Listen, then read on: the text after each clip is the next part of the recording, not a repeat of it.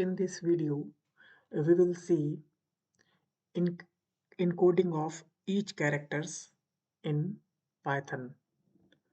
So, as we saw in previous video that each characters are stored in encoded form in memory. Each characters have its corresponding integer value, as computer can store the data in only binary format like 0101. So we can't store the data in just character form. So we have to encode this into integer. So there are many encoding ways. So one of famous is Unicode, and one is also which is ASCII. So how to encode and decode it? So how to encode the character? So just using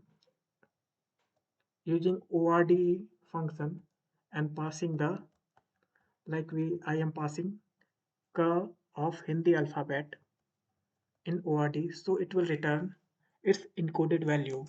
So this is the 2325, and when we want to see what will be the encoded value or ASCII value of A, so this is 97, and for capital A it is 65. So how to convert a encoded value into character?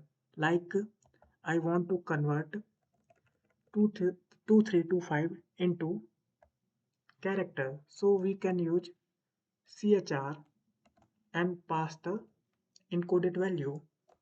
So it is returning ka.